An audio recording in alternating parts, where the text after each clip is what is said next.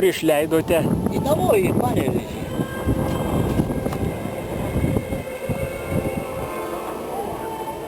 Dabar man visai įdomu, kurioj vietoje jis atsiplėš. Jam biškai pabėgėt reikia, jis kažkur apie čia. Raimundai, tai čia tas Kensgailos? Kensgailos lėktuvas.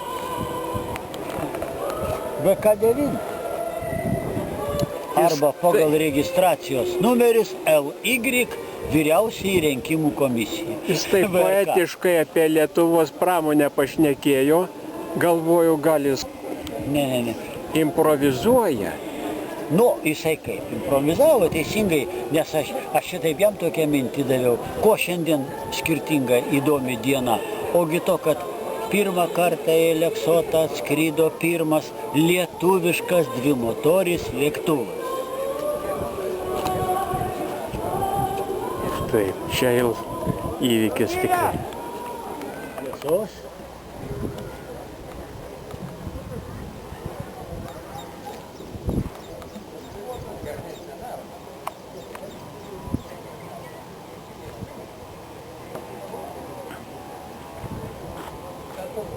O, jis ten taip.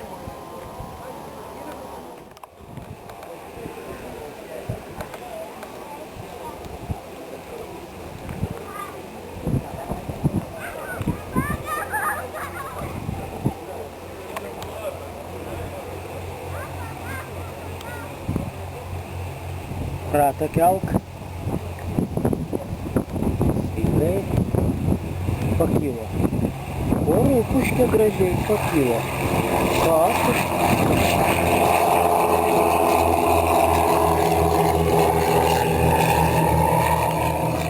Teisingai. Ką jūs pasakysit? Pasisekė tada. Čia koks kuklus pristatymas buvo, juk čia reikėjo apsukti ratą kažkaip. Nu, žinai.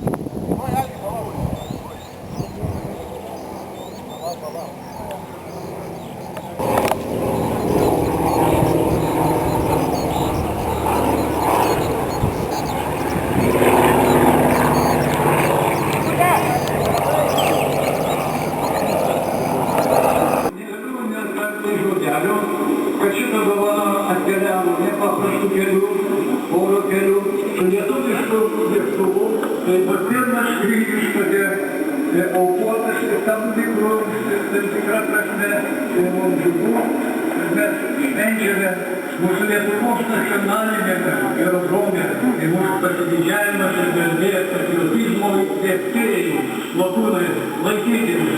Aš dar kartą pastebiu, kur mūsų Lietuvos miesto valdžios atstovai sveikinti, aš nematau, kad vėl įgauti. Bet reikia kelti, kad mūsų darbai, žmonių aukos, kad darbai atneštų naudą mūsų tėvybei. Už Lietuvą!